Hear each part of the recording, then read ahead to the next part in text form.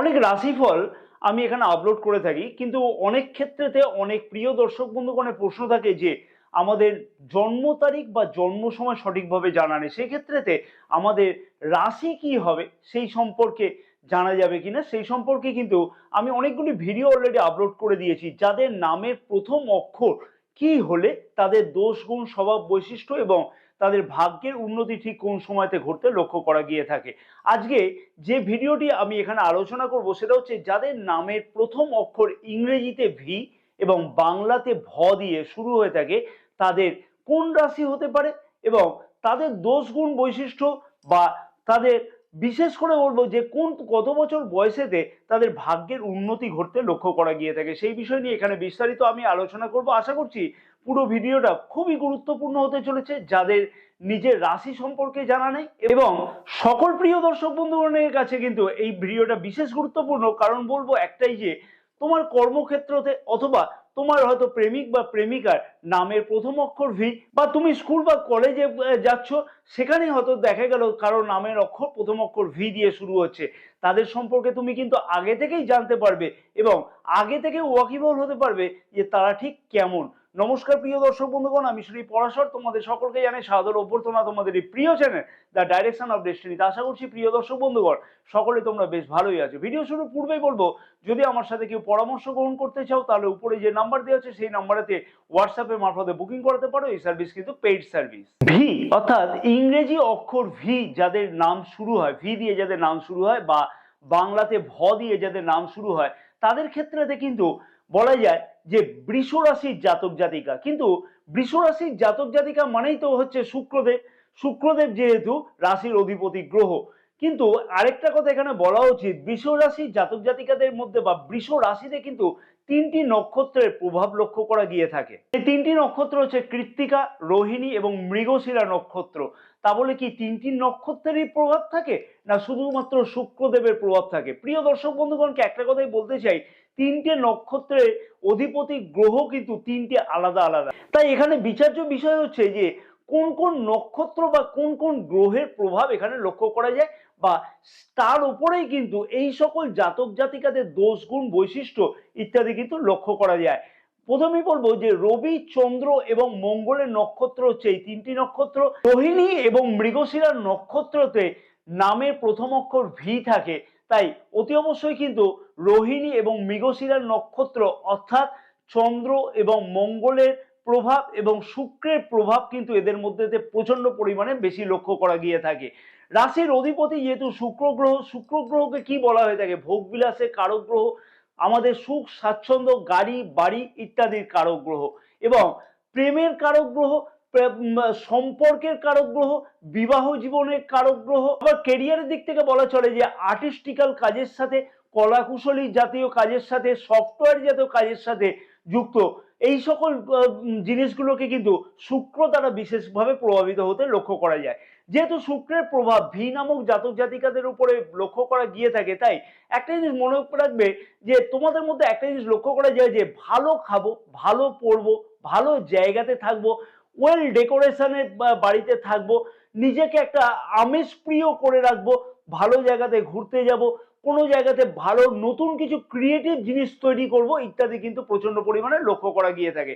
অর্থাৎ একটা জিনিস হচ্ছে বিলাস দ্রব্যের প্রতি আকৃষ্ট হওয়া ইত্যাদি কিন্তু তোমাদের মধ্যে প্রচন্ড পরিমাণে লক্ষ্য করা গিয়ে থাকে। একটা জিনিস এখানে বলবো যে ভি নামক জাতক জাতিকাদের ক্ষেত্রেতে কিন্তু কেরিয়ারেতে বিশেষ কিছু সফলতা বা উন্নতি লক্ষ্য করা যায়, কিন্তু এই সকল ব্যাপারেতে যদি যুক্ত থাকা যায়।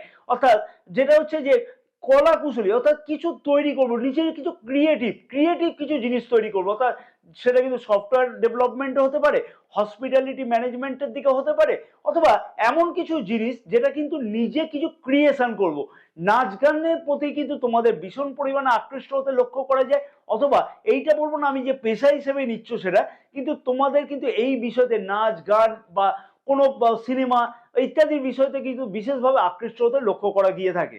ভি নামক জাতক জাতিকাদের মধ্যে কিন্তু আরেকটা জিনিস খুব ভালোভাবে লক্ষ্য করা যায়, তোমরা কিন্তু খুব শান্তপ্রিয় হয়ে থাকো। অর্থাৎ কোনো অশান্তিতে যাব না, কোনো ঝগড়াঝাটিতে যাব না, কোনো জায়গাতে কোনো যদি রাজনীতি হয় কারোর বিরুদ্ধে তোমার কিন্তু একদম না পছন্দ, তুমি কিন্তু ওখান থেকে সরে আসবে। কারণ কি জানো, এখানে যে চন্দ্রের প্রভাব এবং শুক্রের প্রভাবের জন্য, যার ফলে কিন্তু মনের মধ্যে একটা শীতলতা ভাব কিন্তু লক্ষ্য করা যায় সবসময়। মনকে সবসময় কিন্তু শান্তভাবে নিজেকে কিন্তু এগিয়ে নিয়ে যাওয়ার চেষ্টা করতে লক্ষ্য করা যায়। একটা জিনিস মনে রাখবে যে যেহেতু বৃষ রাশি বলা হচ্ছে এখানে, বৃষ রাশি কিন্তু চিহ্ন হচ্ছে একটা ষাঁড়। তাই ষাঁড় কিন্তু সবসময় কিন্তু রেগে থাকে না, দেখবে ষাঁড় কিন্তু কিভাবে থাকে, যে সবসময় নিজেকে শান্ত জায়গাতে শান্তভাবে চলবার চেষ্টা করে, পরিবেশে কোনো ব্যাঘাত করবার কিন্তু চেষ্টা করে না। অর্থাৎ তোমরা কিন্তু খুবই বিশ্বাসী হয়ে থাকো, কিন্তু পরের দ্বারা পরিচালিত বেশি হয়ে থাকো, পরে কিন্তু অন্য লোকে তোমার কাছ থেকে কিন্তু ফায়দা তুলতে বেশি লক্ষ্য করা গিয়ে থাকে। অর্থাৎ তোমাকে দিয়ে এমন কোনো কাজ বার করে নেবে যাতে কিন্তু তোমার বেশি লাভ হলো না, কিন্তু যে তোমাকে দিয়ে ব্যবহার করলো তাকে কিন্তু বেশি লাভবান হতে লক্ষ্য করা গিয়ে থাকে। খুব মুডি স্বভাবের হয়ে থাকো তোমরা, অর্থাৎ এমন মুডি স্বভাব না যে তুমি হয়তো কাউকে কোনো কথা বললে, মুডের মধ্যে বলে ফেললে, সেই কথাটা কিন্তু পরবর্তীকালে তুমি ভুলে গেলে। কোনো জিনিস কোথাও রাখলে সেই জিনিস কিন্তু চটজলদি মনে রাখতে পারো না যে কোন জায়গাটা সেই জিনিসটা রাখলে।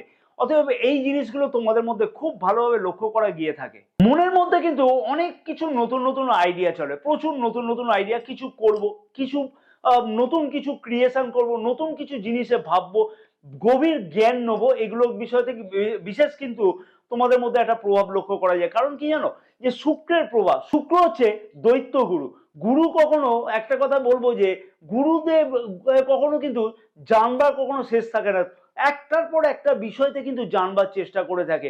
এবং একটা জিনিস মনে রাখবে যে তোমার উপরেতে কোনো জিনিস কিন্তু কেউ কোনো বিচার কিন্তু নামিয়ে দিতে পারে না। অর্থাৎ আমি যদি বলি যে তুমি এইটা করো, তুমি কিন্তু সেই জিনিসটা আগে করবার চেষ্টা করবে না, তুমি চেষ্টা করবে যে সেই জিনিসটা আগে জাজমেন্ট করবার, আগে জাজমেন্ট করে তারপরে কিন্তু নিজের যে বক্তব্যটা তার উপরে পেশ করে তারপরেই কিন্তু তুমি সেটাকে করবার চেষ্টা করবে। অর্থাৎ কারো কথাতে কিন্তু চটজলদি পরিচালিত হতে লক্ষ্য করা যায় না, নিজের কথাতেই কিন্তু বেশি গুরুত্ব দেওয়ার তুমি চেষ্টা করো।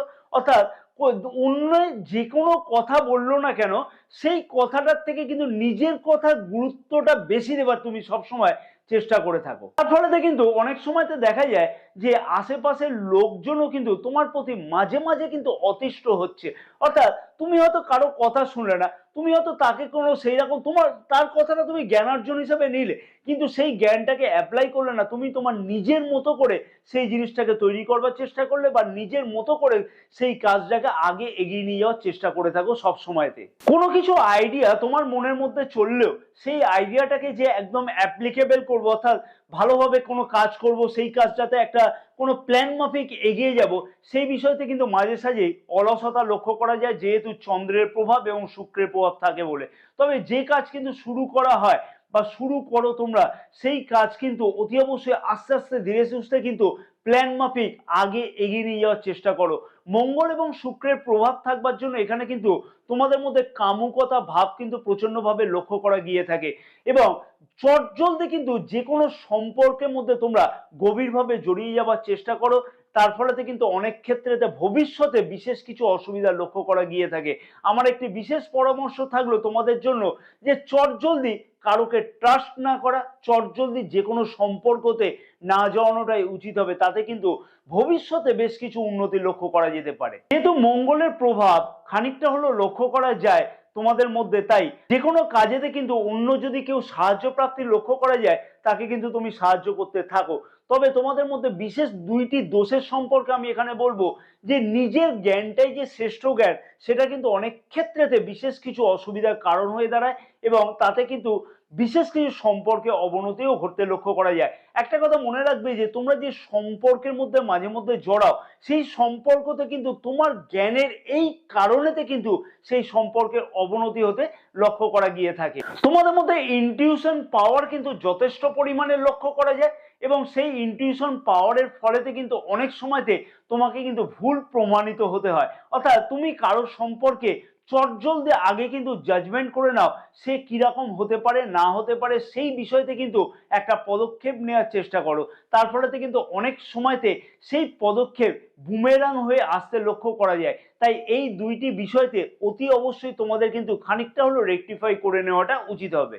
তোমাদের মধ্যে বিশেষ যে গুণটা লক্ষ্য করা যায় যে রাগে চট করে কিন্তু বই প্রকাশ করো না, অর্থাৎ কোনো কথাতে তোমার হয়তো রাগ হলো, সেই কথাটাকে কিন্তু তুমি নিজেকে আগে জাজমেন্ট করবার চেষ্টা করো, সেই কথাতে রাগ অ্যাকচুয়াল হবে কিনা সেইটাকে কিন্তু তুমি বিচার করো, তারপরে কিন্তু চটজলদি রাগের বই প্রকাশ করো। নাহলে কিন্তু চটজলদি তোমাদের মধ্যে কিন্তু রাগ খুব একটা দেখা যায় না, সব জিনিসে কিন্তু তুমি একটা জাজমেন্ট করবার চেষ্টা করো। ভাগ্যের উন্নতি বলবো না এখানে কিন্তু আমি, কারণ কি ভাগ্যের উন্নতি বা মানুষের চাহিদার কখনো কিন্তু শেষ নেই।